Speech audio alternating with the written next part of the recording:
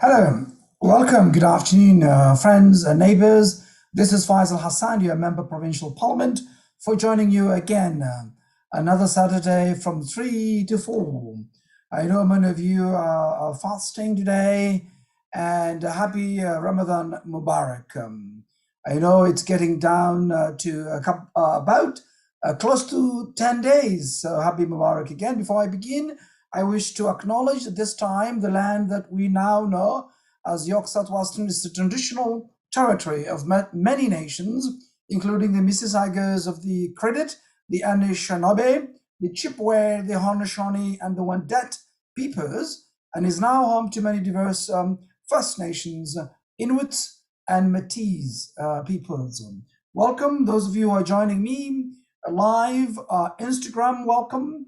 And those who are joining also YouTube, welcome, and Twitter, welcome, and also my Facebook, welcome. Thank you. Welcome to everyone. Welcome to Nevada. Welcome to Paul, Omar, Paina, Omar. Welcome to Nasra. And folks, today is May Day, International Workers' Day, and workers in Ontario need adequate paid sick days, as well as decent wages, safe working conditions, and good, stable jobs for all workers. Workers without paid sick days cannot stay home. They need to go to work. They are going to work because if they don't have paid sick days, they can't stay home, cannot afford to lose a pay. That's why it's important that workers should get paid sick days. And this government, my colleague from Beggy Sutler from London West have put a bill: if you're sick, stay home. And this government, headed by Ford Conservatives, they have voted March 1st, 2021. They voted down. And I think 3 days is not, it's inadequate for workers. We know that the Liberals also had 15 years to do it right. But for the last couple of weeks or months, they just gave us 2 days. And that 2 days was eliminated in as soon as Ford Conservatives were elected. And now they're talking about 3 days that are temporary. We need 14 days for workers in the pandemic period and also non-pandemic period. So workers should not be worried about if they're sick. They should be staying home, especially in the pandemic where we have COVID-19 at the moment. Welcome, folks. And I know that also vaccine distributions is also a mess in our community. We don't have a permanent vaccine location. And I have been advocating to this government. I have asked this week again and again the government. We had TCHC and also with the Black Greek Community Health Center with the Humber River Hospital had also a pop-up at April 27 and 28 and 29 at the TCHC buildings. But there was also an opportunity for folks at M6L. I've also taken advantage of the postal call M6L at the Falstaff Community Center on April 27 and the 28th. And that's also something we welcome. But we need a permanent, we need more pop-ups, continuous days, every day, until we give vaccinations every single member of our community who wants it to have vaccines. And I want to thank that partnership with Humber River Hospital and also with a Black Greek Community Health Center. And folks, also yesterday we were informed quickly that at the Charles Webster School that people could actually go from noon to up to 7:30, and we were told, many folks, that when they arrived there, that was not the case, and that's also misleading our community. And we want that anyone who's providing information, we want accurate information. We found out that there were folks that have already had an appointment. We didn't know where these appointments came from, but finally also the Women Health, Women College Hospital have actually gave every single person who showed up a ticket. And this morning at also Charles Webster School, those who had that ticket have been vaccinated, and others who also came also on the line also getting their vaccinations. Folks came also early at 3 a.m. in the morning and to just get a vaccination. And this is not acceptable, folks. And we need a better system where our community should not be asked to line up continuously. We're asking a better system where people could know exactly what time they could get their vaccinations. Another also good news is that May 4th and May 5th, again, the Women College Hospital, with partnership with UNISOM here at Jane Harbour, they're also continuing delivering vaccinations in our community. And that is from 9 a.m. to 8 p.m. from George Harvey at the May 4th and 5th. And hopefully this should be a permanent, continuously, until everyone who wants it, vaccinations in our community, gets it. So that's also an update this morning. I was at the, I was early this morning also, and I also joined folks at the Charles Webster School, and many folks line up early, I said, but we were told that everyone who showed up and who continues to show up will get their vaccinations. And that's also a good news, folks. And welcome, folks who are joining me, Faisal Hassan NDP page, and those also joining also Instagram and also Twitter and YouTube. I know many of you for postal codes M6M are lining up as also Charles Webster, and others also are lining up also other locations. At the Downsview also is accepting, even though it's also a mess there. The line is huge and people are not given also numbers if vaccine runs out. But the good news with Women's College is that folks yesterday who showed up were given tickets, and everyone who lines up gets a ticket, and everyone who has got ticket will be given a vaccination. And that looks like a little bit much better organized, I must admit, than the Downsview system. And when we send our community to go places like that, we expect everybody who gets there be given at least a ticket for next day, or or either an appointment to come back, but just again to start the lineup again another day does not sound right. And folks, so welcome Ivan, welcome Abdul Fattah, welcome Katra, welcome Ivan says hello, Mr. Hassan, hello Ivan, and hope you're doing well. And today it's a beautiful day out there. I guess folks are maybe walking, enjoying the beautiful day. That's awesome. And thank you. And those of you who are joining me Instagram, also welcome, folks. And thanks, Nasra. Thanks, Sumedi and Stephen Mesa. Hello, Stephen. And also Stephen, today, Charles Webster. It is happening, and also they are also administering a Pfizer vaccine there. So, so folks, still they will be open until 6 p.m. today, and hopefully, if you reach there, you'll be able to get your vaccines today. And then, and also May 4th, George Harvey. They're going to George Harvey from 9 a.m. to 8 p.m. On the May 4th and May 5th, and we hope that continues for a while. And Trustee Norman, welcome Norman, says, hi Faisal, saw your video at CW Webster, thanks for spreading the word. Well, welcome and thank you, Trustee Norman.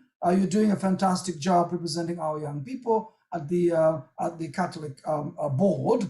Thank you for joining me today in Instagram. Thanks. And those of you who are joining us at Twitter, welcome. And those who are also joining YouTube, welcome as well. And also Facebook, welcome. And I'll be happy to answer your questions. I think I've sent you earlier on to send your email, or if you have questions, but now also you can also share your questions directly, and I'll be able to answer them. Okay. And we know that also, folks, Ontario's Auditor General this week presented a devastating report on the government's response to the COVID-19 and a pandemic in long-term care homes across the province. The report found a long-term care system that was badly damaged by years of neglect by this government as well as the previous governments, including the Liberals that had also 15 years to fix it. And also the system was overcrowded, understaffed, and entirely unprepared for the pandemic. It also found that the government did not quickly enough to institute measures to protect residents.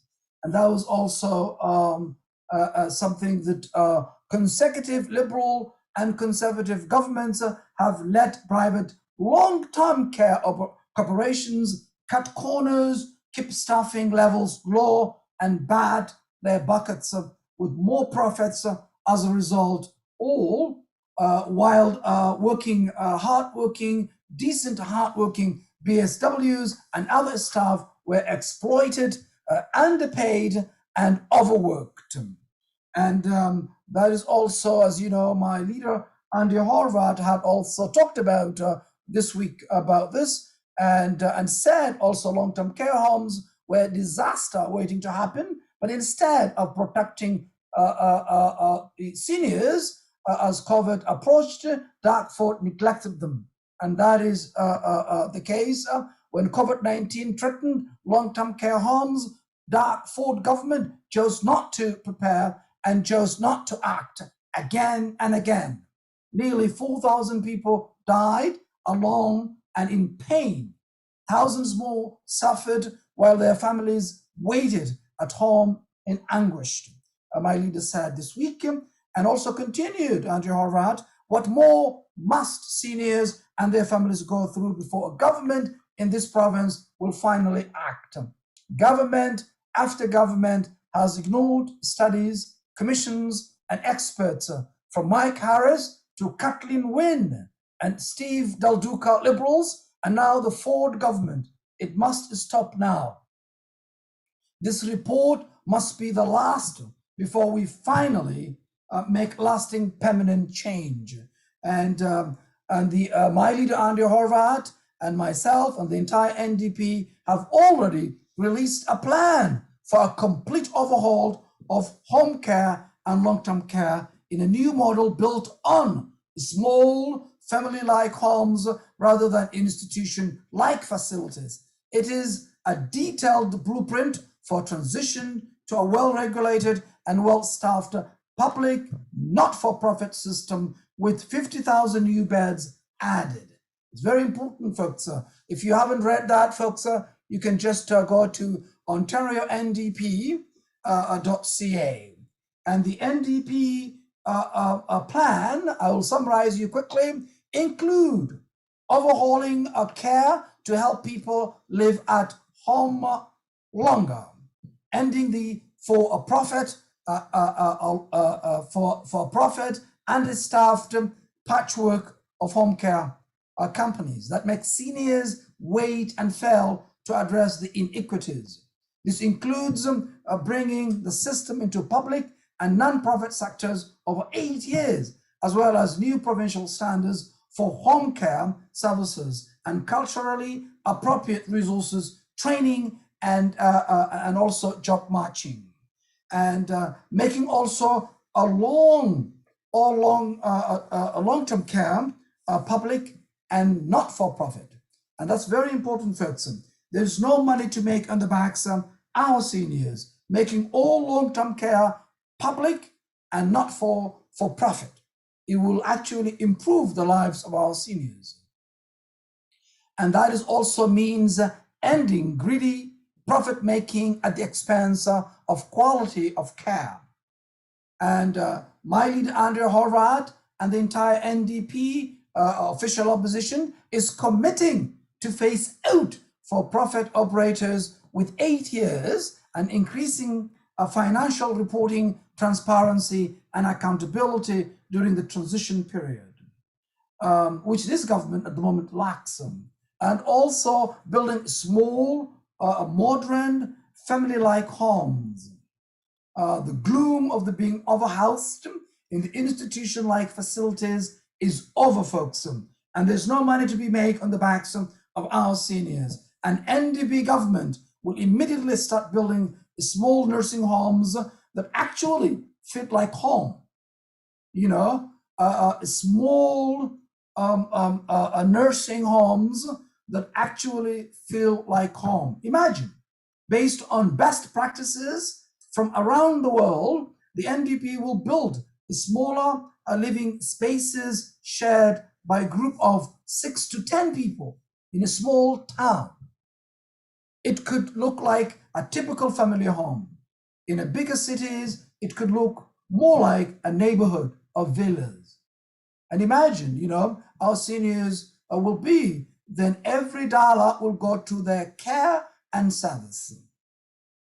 Staffing up with full-time, well-paid, well-trained caregivers. It's very important that our PSWs are given also good wages, instead of the revolving door of staff run off their feet. The NDP government will give personal support workers a permanent wage boost of $5 an hour over their pre-pandemic wages. The NDP government will mandate enough staff to guarantee at least 4.1 hours of hands-on care per residence per day. And this was also a bill that my colleague from London, Fanshawe, Terry Armstrong, has put forward. It's time to care. Establish a dedicated fund for training personal support workers and more. Imagine BSWs are provided more training, more wages, and they have been respected, and they now can focus on a care and service for our seniors, making family caregivers partners as well, so that we work together. This is very important. An NDP government will treat loved ones like more than just visitors, including creating a provincial caregiver benefit program and ensuring every home has an active family and residence council, and that also that are listened, that everybody is participated, everyone is treated fairly and loved. That's the kind of what a leadership that our seniors need in long-term care. Also creating a culturally responsive, inclusive, affirming care. An NDP government will make sure seniors feel at home, surrounding by their language and cultural, and making sure 2S LGBTQIA+ seniors can always live with pride as well. This includes partnering with communities, indigenous nations, and 2S LGBTQIA+ communities to fund communities' homes and more, so that every single community can also be supported, you know, with culturally appropriate services. We know many seniors at the moment don't have that. We have seen now programs like the Portuguese mental health programs that are working very well, that are serving so many members of our community, is now on the verge of being closed down. A program that existed since 1999. So that is also things we need to have other services expanded and make sure that we are servicing folks as well. And this is also clearing also the waiting list, because there's a long waiting list. So clearing the waiting list is also something an NDP government will do. Clearing the 38,000 person wait list that can mean years waiting for a bed and even longer for a culturally appropriate home. An NDP government will create up to 50,000 spaces and eliminate the wait list within the 8 years. And that's very important that we do. I think somebody is requesting me to allow to discuss with me on the Instagram. I'll say that maybe we can do another time. Basically, this is for me to actually answer some of the questions of the folks quickly, and technically I don't know how to do that, but we will do that maybe another time. We can maybe arrange some other time. Okay, thank you. And also guaranteeing a new and stronger protections for seniors, comprehensive inspections, a seniors advocate, and more will ensure care never goes downhill again. And this is very important that our seniors receive those support systems that they deserve. An NDP government will bring a real change.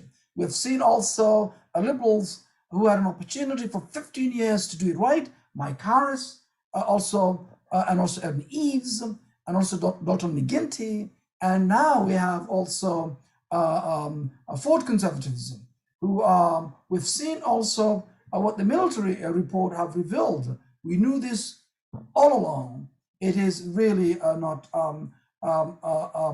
supporting our community. So, folks, if you haven't read this plan, please go and visit Ontario NDP, or Google Ontario NDP long-term care plan and home care plan. There you'll be able to, or if you don't still having difficulty to access that, just write me an email, Faisal Hassan co@ndp.on.ca. Or you can just phone me 416-243-7984. Thank you. Thank you, folks, joining me from Facebook, Instagram, Twitter, and YouTube. Welcome again. And welcome, folks who have joined here. We have Ivan says, welcome, Abdishakur Diriye, and welcome everybody who are joining quickly. Let me refresh my phone quickly, just give me a minute so that I don't miss anyone here, and also your comments quickly. Those who are joining and leaving also their comments here quickly. All right. So welcome, folks. Here I have some comments, and that is Ahmed Dawa says, any plans for schools and education sector, education funding formula? Well, thank you. I think we have seen this government has cutting education budget, eliminated a lot of programs, and we want this government to work with education workers, teachers, and also school boards, and make sure that we invest our education. As you know, our education is very important, and we know that. We've also know that in a lot of research have indicated nations that invest public education do well, and that shows that Canada have invested heavily in education, and it pays back. We have one of the highest, highly skilled, highly educated citizens, and we need to invest more, and we need to invest public education. It's working for us, but we need this government not to cut. We want to invest in it. Thank you, Ahmed, for asking that question. And we know that also, folks, the community members continue to struggle with the province's current rollout of vaccine across our community. To this day, we do not have one single permanent vaccine location. This week also, I've asked the Premier to provide us exactly a permanent location. It hasn't happened yet. And I'll continue to advocate on your behalf. We need that, and we need more pop-ups.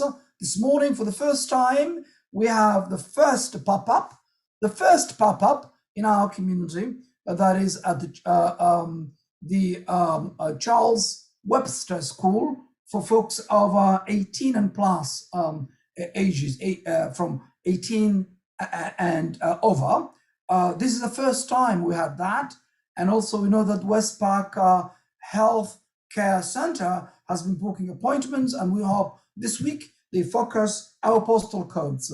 That way, many members of our community will be able to get more vaccines. We know that the community hub also has been folks have lined up, on Wednesday in large, lined up folks to get appointments. And we need also to have a better system where people could actually, someone could come on the line, you give them a ticket with an appointment time, so folks could come rather than coming 3 a.m., coming early, and also having a long lineup.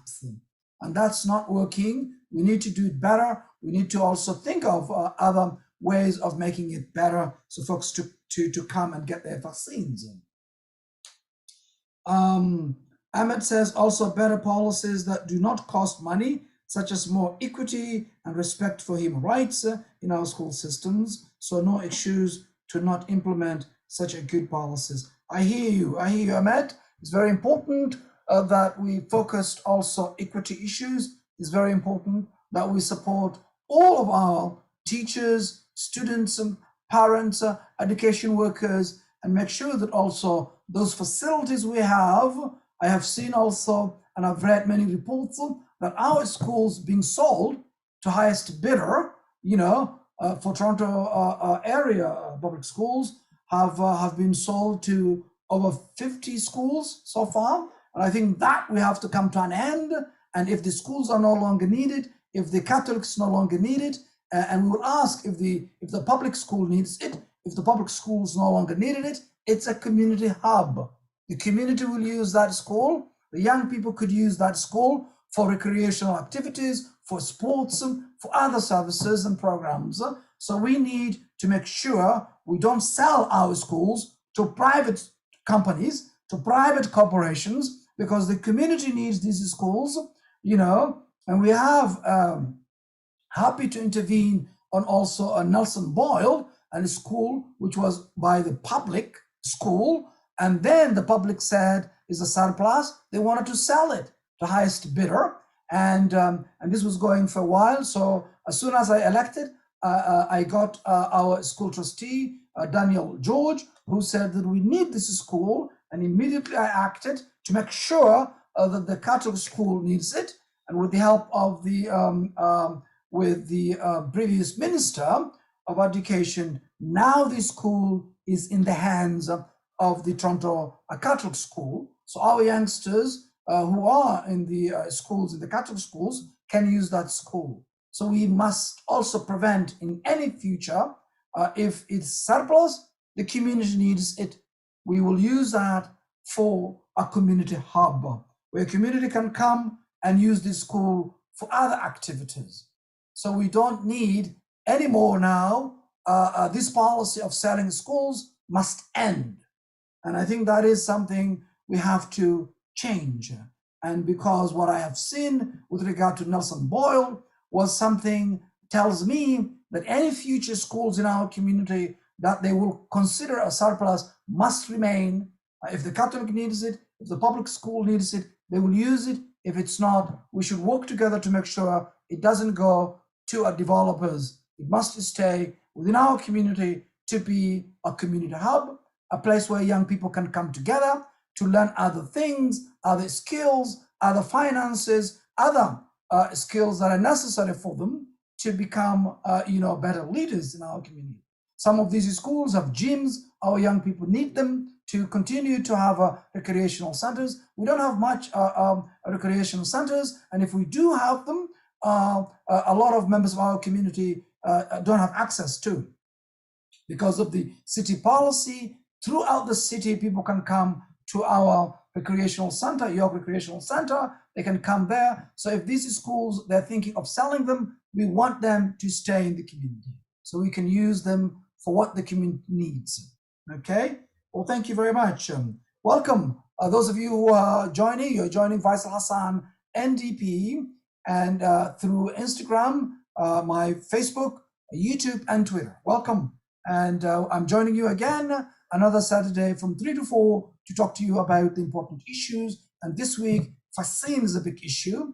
And this is also because we have been neglected, not only the last 3 years, but the last 15 years we have become an afterthought, and I'm fighting to end that, folks. And I want you to pressure this government to give us services and resources. And as your member of provincial parliament, I will be leading that fight at the Queen's Park to make sure we have a strong local voice, and I'm going to deliver that on behalf of our community. I have been fighting to make sure that we have a permanent facility right here in our community. To this day, we don't have it. Today, ages of 18 and over, folks and older are now for the first time, thanks to the Women College Hospital and also UNISOM, who have partnered together and now dealing with the M6M. And folks showed up on Friday because there was some misinformation that the community were provided. And please, please, please, if you're giving us information, you want us to share the community, please make sure it's an accurate information. We want that information to be accurate because members of the community were told, go now until 7:30. Until 7:30, and when you reach there, you will be able to get your vaccine. Folks showed up and they were told, do you have an appointment? And they didn't know. Still to this day, we don't know what that appointment was about. We would like also if the Women College Hospital could explain to us about that so the community understands clearly about that. We would appreciate that. But those folks, though, I would also thank Women's College Hospital. They also, unlike Downsview Arena area, where they actually give every single person who came a ticket to make sure that they will get today their vaccine. And those folks, some of them, I've talked to them this morning when I visited early in the morning, that they were, even though we were disappointed yesterday to show up, but they were happy that they're there and they have gotten a ticket, and they appreciated also the creativity of Women's College Hospital. We've also have seen reports that people go to Downsview and they line up hours and hours and hours, and they are told this is we don't have any more vaccine. Instead of giving them also tickets to say this is your ticket, the next day pop-ups, you come early, you get in. No, they tell them go back, and then you come again, you line up again, and that's not fair to members of our community. So we also applaud and thank the Women's College Hospital for this creativity. To be honest, some of the folks I talked to who are lined up, they told me that they went to Downsview, they couldn't get in, and they believe that you guys have done a better a system of making sure that those who show up yesterday get tickets, and this morning also that everybody who showed up or who are lined up get tickets, not just standing up there. So you know what the amount you have, and you have correspondingly given that, and that's what we want, you know, so people have a better communication and better information to that end. Folks, welcome. And Ahmed says here quickly, better policies. Yes, I think I've read that. Jay, welcome. And also Ayan, welcome. Nasra, welcome. Well, thank you, folks, for joining me this afternoon. You are watching Faisal Hassan, NDP. I'm joining you through my Instagram, Twitter, YouTube, and Facebook page. And welcome. And we know that also this has been also, folks, we have been told that there is hesitancy of vaccine. We have seen the hesitancy is the supplies. We don't have supplies, that's why. But if we have supplies, if we have more permanent vaccine locations here in our community, people will come. And this is the problem. We need a better system. We need a permanent vaccine location right here in our community, and permanent pop-ups that people could plan to come. Even also, some of the folks also work late. They work shifts because we have frontline workers here. We have, so if we could also have idea of late into the night. I know that next week, May 4th and 5th, George Harvey High School is going to start 9 a.m. to 8 p.m. That's good, 8 p.m. And also if you can extend even a little bit later, so folks who are fasting also could also come in and get their vaccines, will be great too, you know. I think that will be also excellent. Otherwise, they will wait until they finish their fasting, which will be sometime May 15. But also those also who are working also will be also give them an ability to come after work. They can come after 8 o'clock. But I think 8 o'clock may be a good idea, and we can see also how the community sees about that as well. Welcome, Emilia, and also thank you.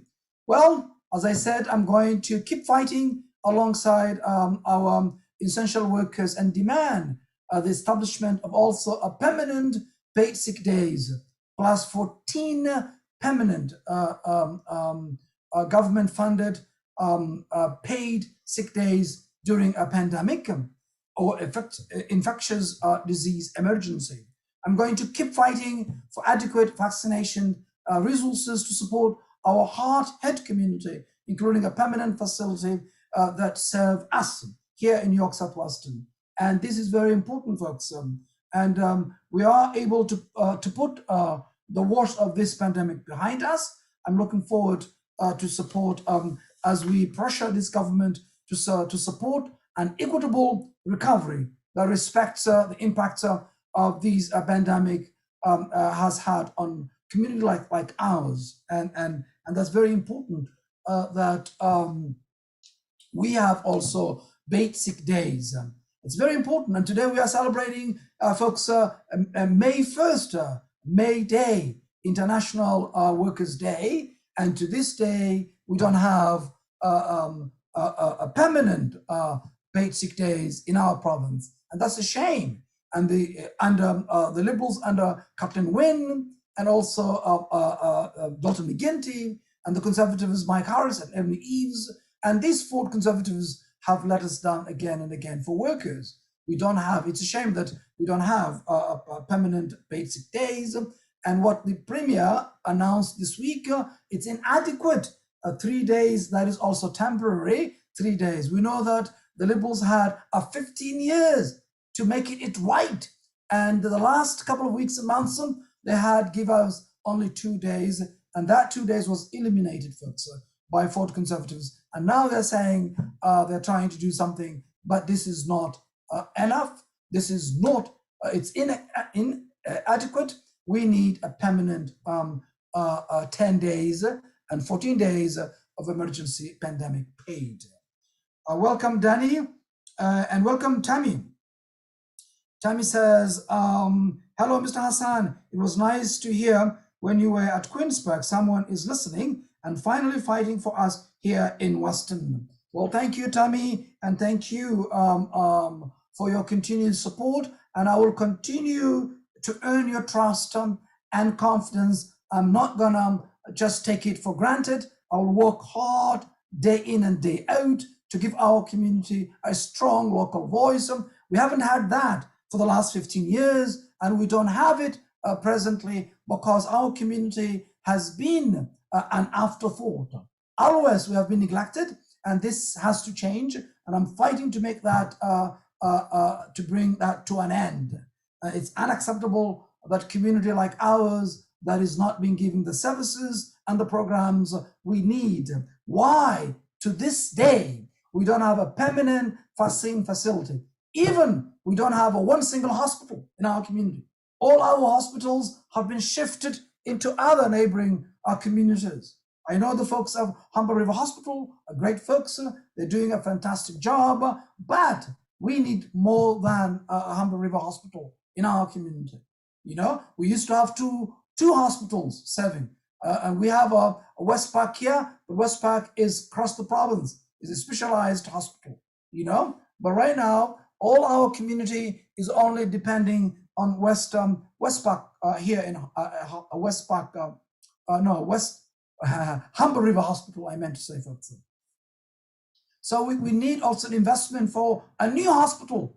We should have, I think that's what I think, and also our population is growing, and there's also more pressure on Humber River Hospital. And I think that should be also getting more resources for healthcare, and so that our community could have also investments in healthcare is important. And Tammy, thank you for your continued support, and I'll continue advocating for our community and fighting for our community. And thank you. And folks, if you have any suggestions, any ideas that you would like to share with me, I'll be happy to hear your concerns. My email is fhassan-co@ndp.on.ca, and you can also reach my constituency at 416-243-7984. Thank you. Thank you for joining me, those who are joining Instagram, and those who are joining Twitter, YouTube, and Facebook as well. Welcome. Sorry about that. Ahmed says, did you know the Liberals cut funding to the Human Rights Commission at the time when Ontario's population was growing, workers were increasing, GDP was increasing in 2012 to 2017, and the workplace was becoming more tense? Well, Ahmed, you have it. The Liberals have let us down again and again.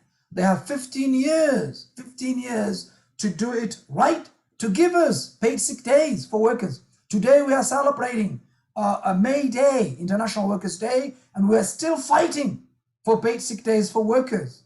And that's very shameful.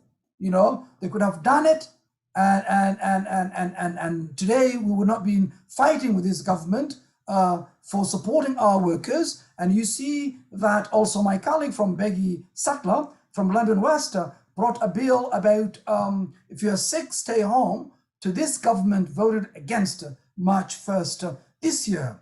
And now they're talking about supporting paid sick days. This is not, it is inadequate. It is not enough.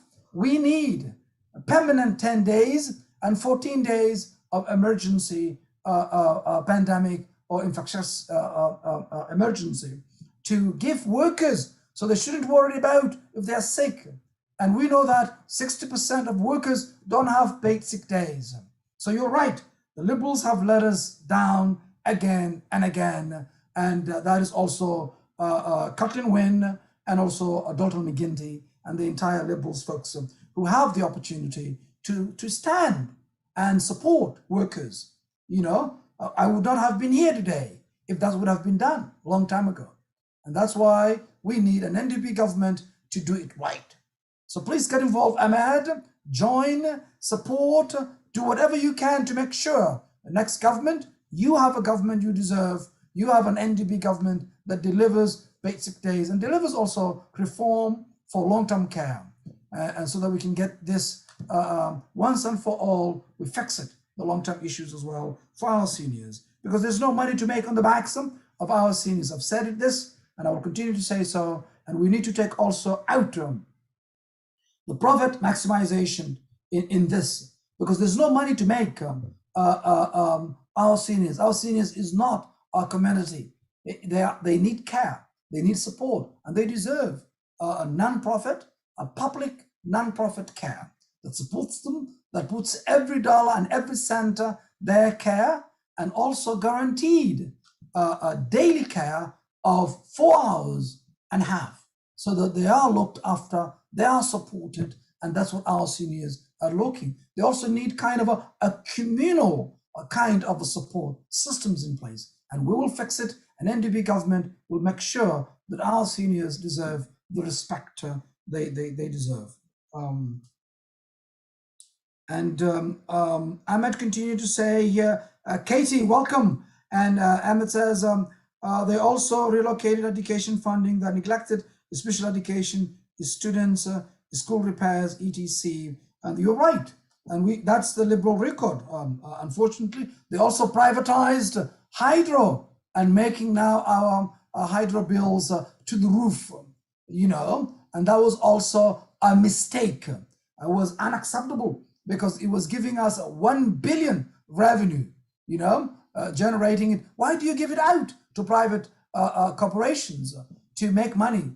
This is unacceptable. So they are the same record, to be honest with you, the Liberals and the Conservatives. And now it shows the need for an NDP government. And I hope, folks, you can get involved and make sure that Andrea Horwath is our next premier, and NDP government is ready to act. And we are ready, folks. We have been ready. And we have been ready for a long time to form government and to also put transparency, accountability, and make sure that the government is working for you. And Ahmed says, liberals do not care much about diversity and human rights. They are new liberals and value loyalty, obedience, and create unnecessary bureaucracy at the expense of frontline workers and services. They planted the seeds for the long-term care crisis. Well, you got it. You know it, Ahmed.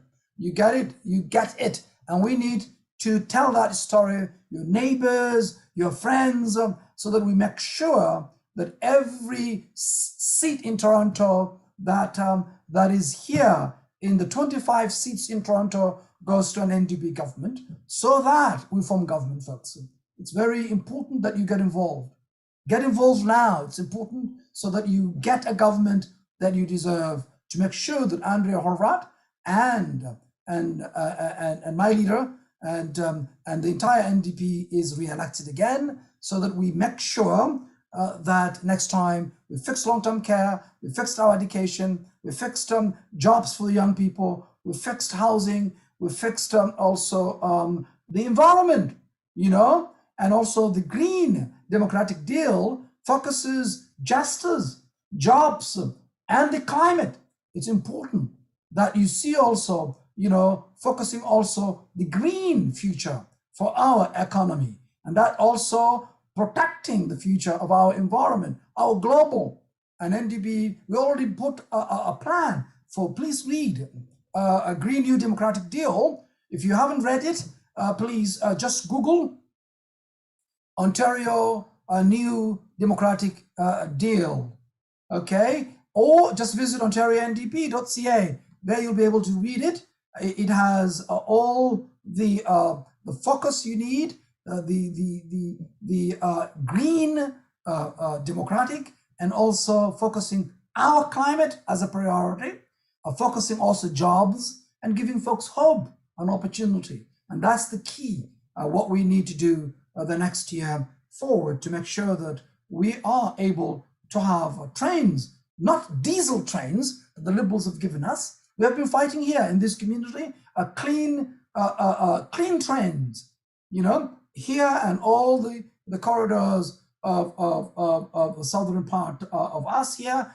People have been fighting for years, clean trains. And to this day, our trains are still diesel, you know? And so that's why we need to focus on the environment. And that too is the Liberal record, folks. You know that. Well, thank you. Tammy says, why are being transferred? Could you elaborate, Tammy? I didn't understand the question clearly. I'll be happy to, or the comment, Tammy, happy to share, folks. Well, thank you, folks. Those who are joining me, Faisal Hassan, NDP, my Instagram, Twitter, YouTube, and Facebook as well. Thank you. And our community continues to wait for fair treatment. Our communities continue to wait for fair treatment from the province as surrounding neighborhoods continue to open pop-up vaccination clinics, are leaving many wondering why York South-Western will gain access to these important resources. It's been almost 2 weeks since the government announced expanded vaccination access, and I share in the community's disappointment at the government's failure to deliver in our community. We have watched as clinics, as announced, only to be cancelled within 24 hours. And miscommunication is also frustrating our community members. I have spent many hours helping residents navigate the confusion, and I am happy to do so and continue to do so. But it didn't have to be this way, folks. We need to make sure that if you are providing us information, it better be a correct information. And don't allow some communities to have continuous, everyday pop-up clinics, but give us nothing. And today, for the first time, we have the first pop-up, Charles Webster School. And this is folks from 18 and over. And folks also lined up yesterday because the message came to us, come down, and come until 7:30. You will get your vaccine. People did exactly that. They showed up. They were told, do you have an appointment? So if that is the case, tell us the whole information so we share the community. But the good news is Women's College Hospital did the right thing. They have given tickets every single person, a member of our community who showed up so that they can get today their vaccinations. And I actually visited this morning. I have talked to some of them and they have confirmed everyone who showed up yesterday got their tickets. And that is a leadership. And also this morning I noticed that the Women's College Hospital have done fantastic because they had a better system in place.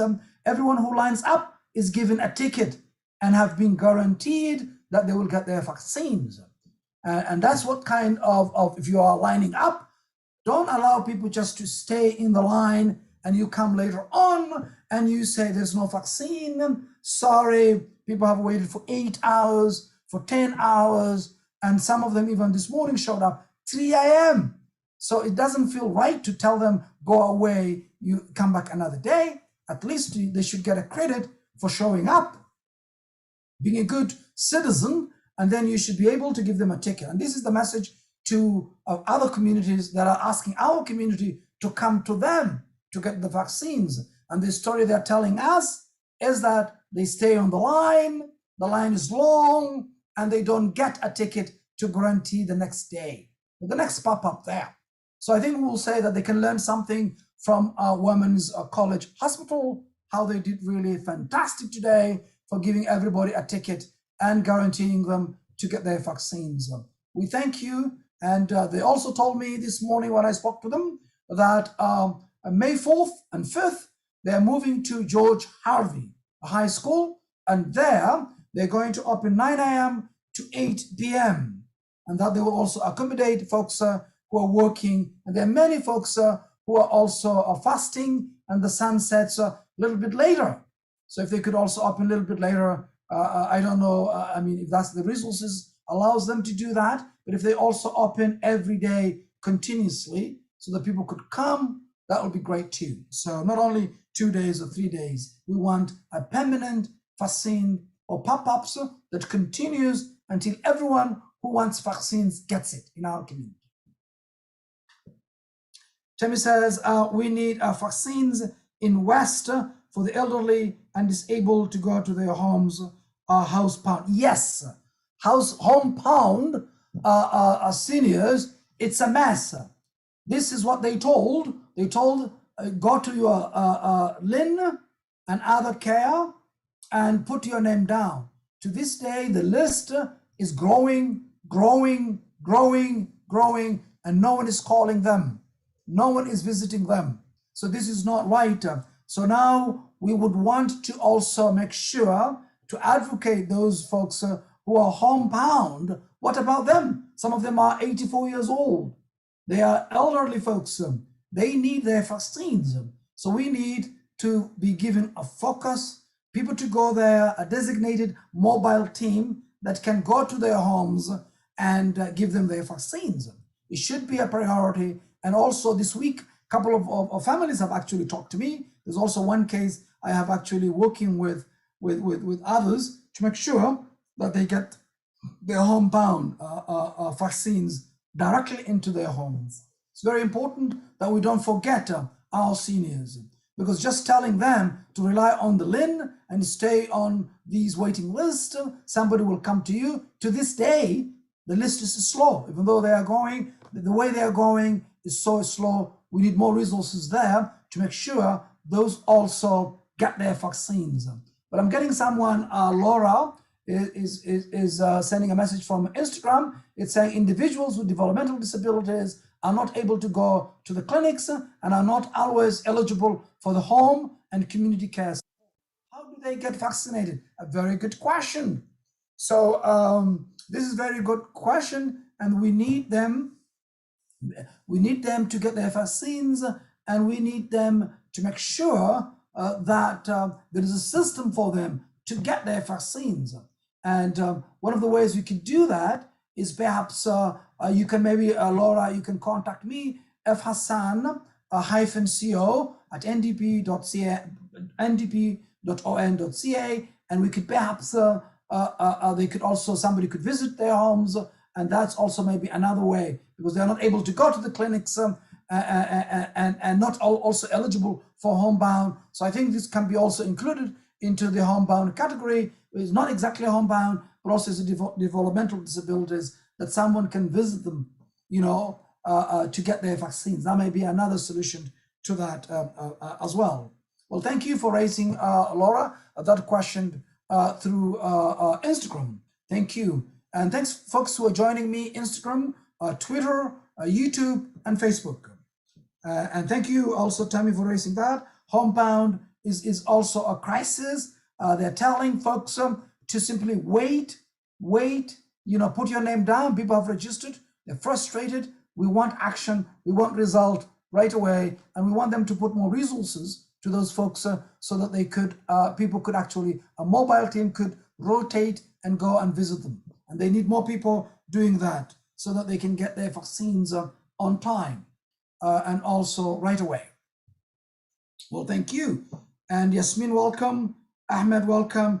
Credit is a good idea. Well, absolutely. If you're lining up and you're just being told, come back again, Ahmed, it doesn't make sense. It's not a Canadian way. It's not fair, okay? But I like the way a Women's College Hospital have really solved that problem quickly, and Downsview team can actually learn that. Everyone who shows up gets a ticket, and they come next day or the next time or at that moment, because they know how much vaccines they have and corresponding to the numbers tickets they have given. And that, you have already head counted folks, and that's the way to do it. And that's the way to really make sure that people, if they show up, they are not disappointed. They are not told again to come back again and again. And Tammy says, how do these high risk get help to access and hurry up to wait? Exactly, and that is the thanks. And that's why we need more support for our community. We need a permanent, the solution is permanent vaccine location that serves our community every day, so they can even add more hours late into because if folks that are working or fasting in the month of May, that they could actually come later when they break their fast, and also come back late hours if they have a work shift as well. So those are also some of the considerations they can actually do. And welcome, Paul, and welcome also folks who have just joined. And I see here a comment from Laura says, I'll contact you. Thank you. Yes, you can write to me, fhassan-co@ndp.on.ca. Thank you. And also welcome folks who are joining also Instagram. Well, thank you, folks.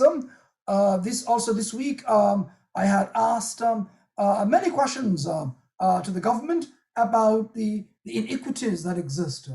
And I think what's happening in our community, this neglect must end because this cannot continue, folks. I know that the neglect has started the last 15 years, but it has to come to an end. And this government has to work with us, the official opposition, to change that. And now we need for them to act to provide a permanent vaccine location and permanent continuous pop-up locations in our community. And here quickly, Abdi Aziz says, you have waved here, and well, thank you, folks, there. That is Instagram. And I guess, folks, I'm coming to the end of my time. I just want to thank each and everyone who have joined this afternoon, and those who joined in Twitter, those who have joined us YouTube, Instagram, and also Facebook. I want to thank those who have commented and have shared their opinions and asked questions, and those also who have just joined us. I thank you. And I know that just a quick announcement, this Thursday from 6 p.m. to 7 p.m., I'm having an emergency town hall meeting on vaccination, and in specific to York South Western, to our community. So please follow my social media, Faisal Hassan NDP. Please register. We will send you the link, Zoom link, so you can join us. We want to hear your concerns. We want to work with you to hear those issues important to you, to make sure our community gets the attention it needs.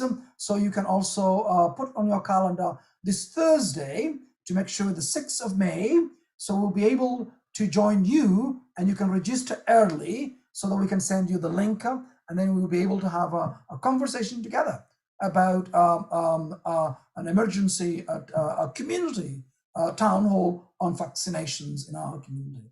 Well, thank you. Until then, see you next Saturday at the same time at from 3 to 4. And thank you. You have been joining Faisal Hassan, your member provincial parliament for York South Western. Thank you. And those who've joined Instagram, thank you. Those who have joined also Twitter, thank you. And those who have joined YouTube, thank you. And those who joined us regularly on Facebook, also thank you. And enjoy this beautiful weather, and enjoy the rest of your weekend.